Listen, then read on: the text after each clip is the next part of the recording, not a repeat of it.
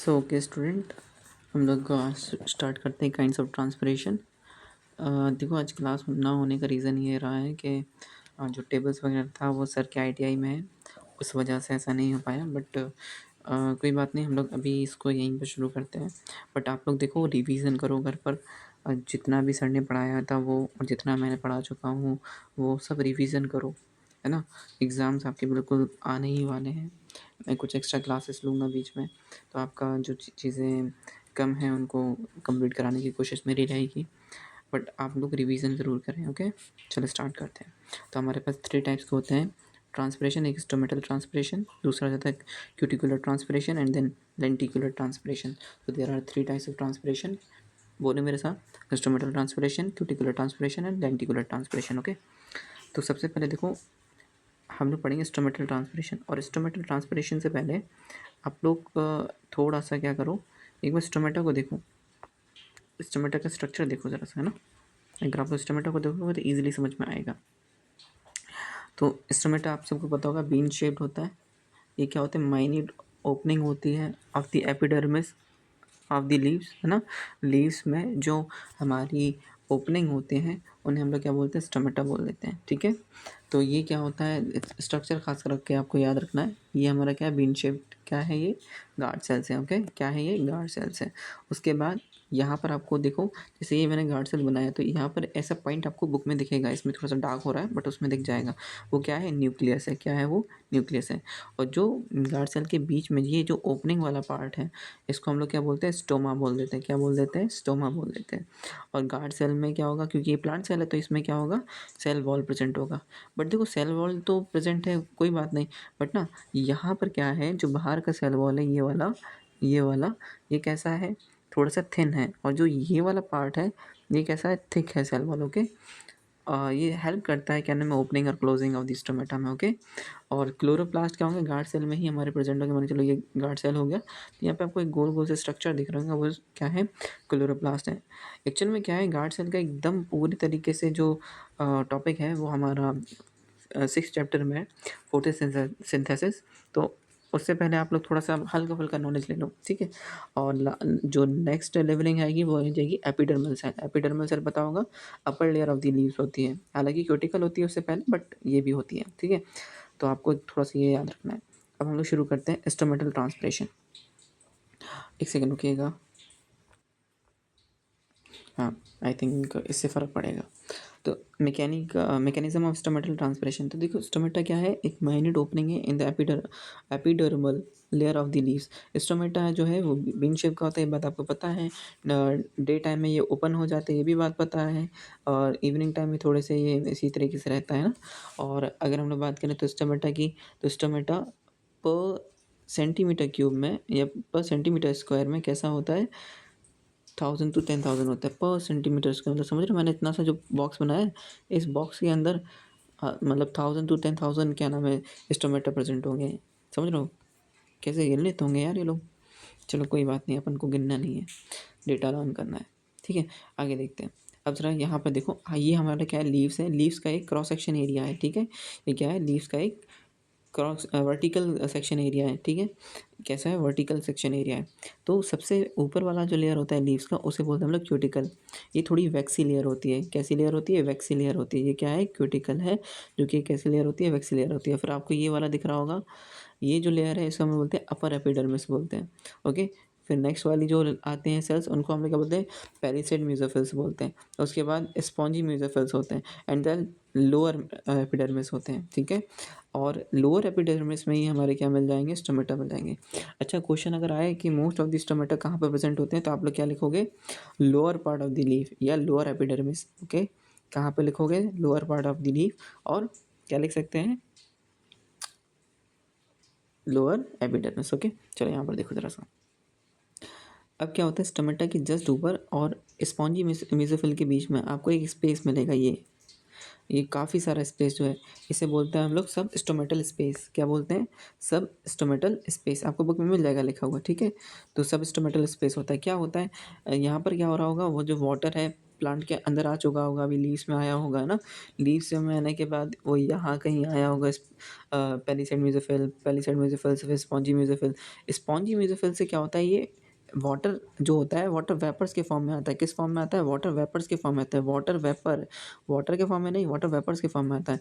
अब जो ये वाटर वेपर्स होते हैं स्टोमेटा से क्या होता है, अब स्टोमेटा से रिएक्ट वगैरह करके कार्बन डाइऑक्साइड अंदर आ जाएगा, वो रिएक्शन करेगा, ग्लूकोज वगैरह बनाएगा, वो तो होगा। और साथ साथ में आपको पता है कि वाटर कितना यूज़ होता है, 2% ही यूज़ होता है फूड प्रिपेयर करने में प्लांट के। बाकी जो वाटर होगा ट्रांसपिरेशन से निकल जाएगा। तो वो किस फॉर्म में निकलता है? In the form of water vapours. तो ये आपको समझ में आ रहा होगा, ठीक है। थोड़ा सा देखो, ये आप लोग इजीली पढ़ेंगे। In stomatal transpiration the water vapours escape through the stomata of the leaves. ये पढ़ लेंगे, इजी है, जो मैंने बोला है वही चीज़ें निकल कर आएंगी। और जब हमारा क्लास स्टार्ट होगा ऑफलाइन, जहाँ तक ये कल हो जाएगा, तो आप लोग सारे मुझसे डाउट लेंगे, ओके। आगे देखो, ये कुछ पॉइंट्स हैं यहाँ पे, आप लोग पढ़ सकते हैं। The surface of cell give out some of water as a thin film, the water from this film evaporate and water vapors formed saturate the air in the intercellular space, है ना। ये सारी चीज़ें आप लोग पढ़ सकते हो, बहुत ईजी है, इसमें किसी भी तरह की कोई परेशानी नहीं आने वाला, ओके। नेक्स्ट देखो ज़रा सा, ये आप लोग लेबलिंग ज़रूर लर्न करना। सॉरी, ये लेबलिंग नहीं, ये वाला लेबलिंग, इस वाले डायग्राम का लेबलिंग ज़रूरी लर्न करना अच्छे से।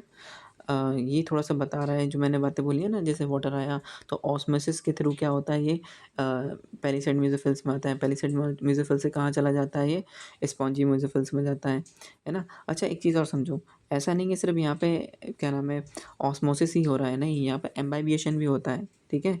और फिर एम्बाइबिएशन के बाद कहाँ पे चले जाता है ये लोग, अपने स्टोमेटल स्पेस में चले जाते हैं। ये डायग्राम आप लोग देख लेंगे, है ना। और ये प्लीज़ एक बार क्या नाम है बुक से ज़रूर पढ़िएगा। The movement of water through the leaves, the cells have in each exert the turgor pressure outward of the cell wall. This turgor forces some water out of the cell wall into the air space between the cell. Here the water evaporate and water vapor diffuse through the diffuse एक second रुकिएगा, diffuse through the air space between the mesophyll cell and to the substomatal space, जो मैंने बताया ना, जो हमारा water vapours होता है वो कहाँ पे चला जाता है, सबस्टोमेटल स्पेस में चला जाता है। From where it finally goes out diffusion through the stomata, diffusion, ठीक है, याद रखिएगा ये सब चीज़ें। तो क्या बोला, द सेल दैट लॉस, एक सेकेंड, हाँ, the cell that loss water in this way place it by drawing more of it from the nearest vein. जो हमारे ऐसे लीव्स हो गया, ये लीव्स में देखा होगा इस तरह के वेन होते हैं, उस वेन की बात हो रही है, ओके। हाँ, तो क्या बोला है, nearest when most of these water travels along the cell wall by imbibition. जो मैंने बताया था ना कि जो प्रोसेस है सिर्फ ऑस्मोसिस से नहीं हो रहा है, यहाँ पे एम्बाइबिएशन भी हो रहा है। And only a small quantity enter the cell by osmosis, बहुत कम। अगर आपसे कुछ क्वेश्चन निकल कर आए कि जो स्टोमेटल ट्रांसपिरेशन होता है, जो इसमें मूवमेंट हो रहा होता है वाटर वेपर्स का, किसके थ्रू हो रहा होता है, ऑस्मोसिस से ज़्यादा हो रहा होता है या एम्बाइबिएशन से, आप लोग लिखेंगे एम्बाइबिएशन से, ओके। ये ज़रूर अच्छे से दिमाग में रखिएगा। आगे देखो, thousands of leave cell evaporate water in this way causing more water to be pulled from below via the xylems.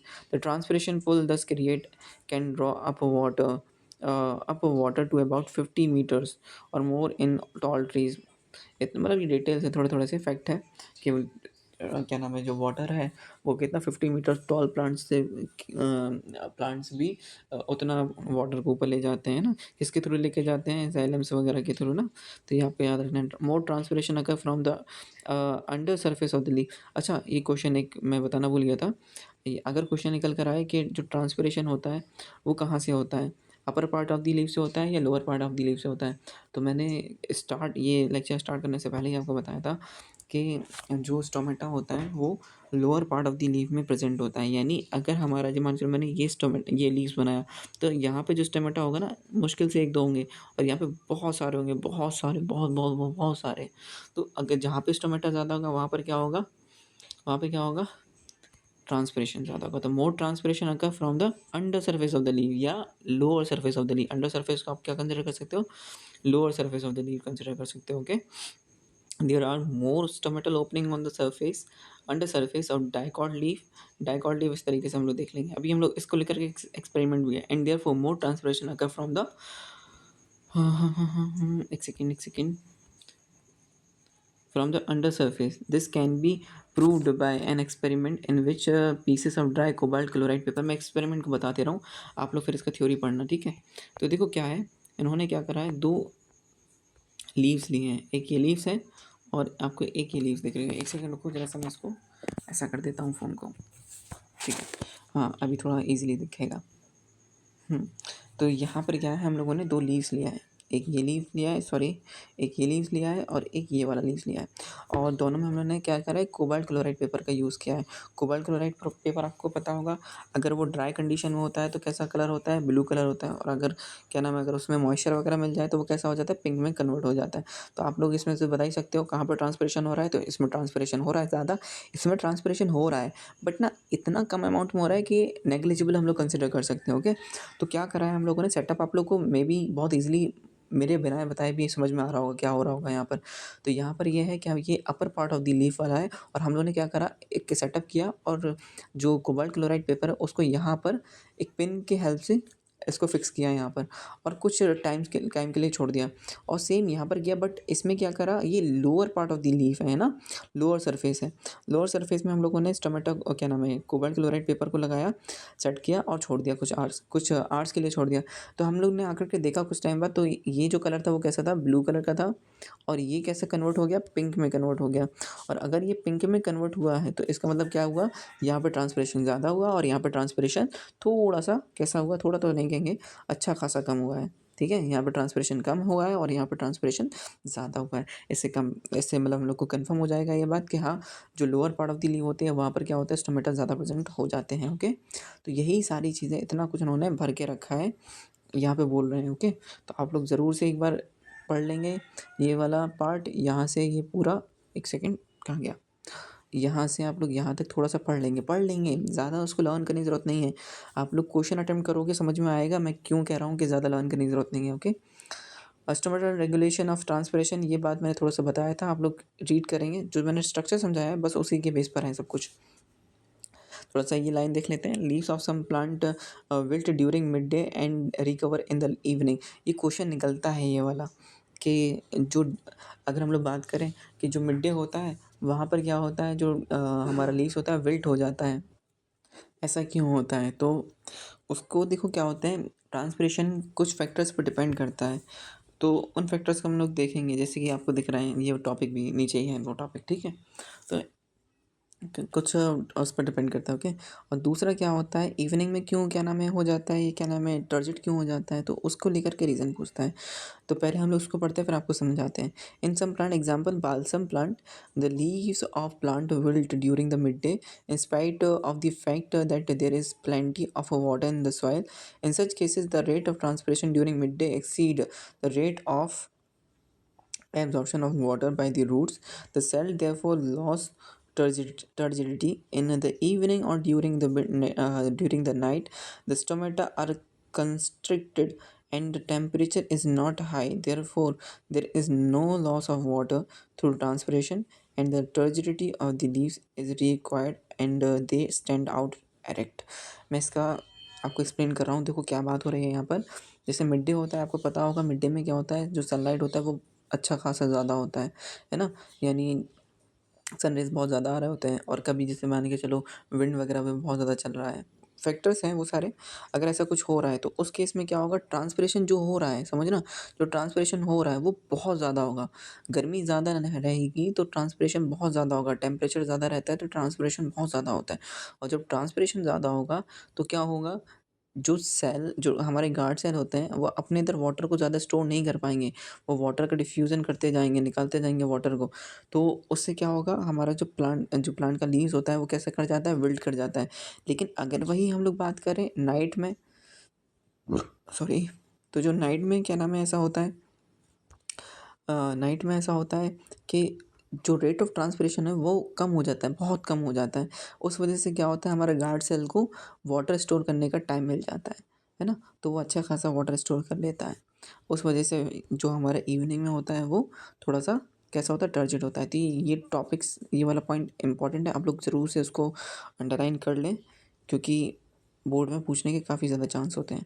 ठीक है, नेक्स्ट वाला पॉइंट देखो, stomatal transpiration is controlled by the plant by adjusting the size of stomata, whereas this does not happens in the case of cuticular and lenticular transpiration. इसको देखो हम लोग तब जब ये टॉपिक पढ़ेंगे cuticular transpiration and lenticular transpiration, तो आपको ईजिली समझ में आएगा।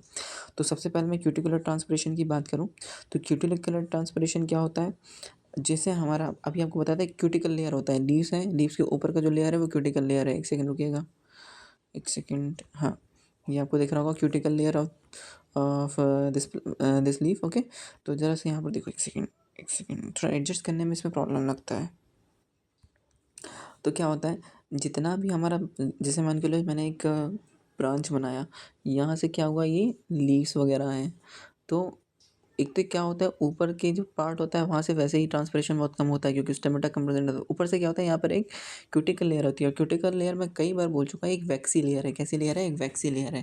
देखो उन्होंने लिखा है cuticle layer is a waxy layer secreted by the epidermis of the two surface of the leaves. Okay, तो ये क्या है, एक वैक्सी लेयर। और वैक्सी लेयर, थोड़ा सा मैं एक एग्जाम्पल दे रहा हूँ।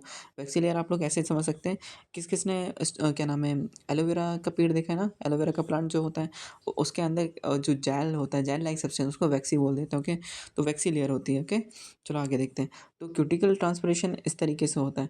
अब और क्या होता है क्यूटिकल ट्रांसपिरेशन में, जैसे ये तो लीव्स का हो गया, चलो मैंने बोल दिया। आपने देखा होगा जस्ट जहाँ से हमारा जो लीव्स जुड़ा हुआ होता है, वो वाला जो स्टेम होता है वो थोड़ा सा कैसा होता है, जो ब्रांच होता है वो थोड़ा सा कैसा ग्रीनिश होता है।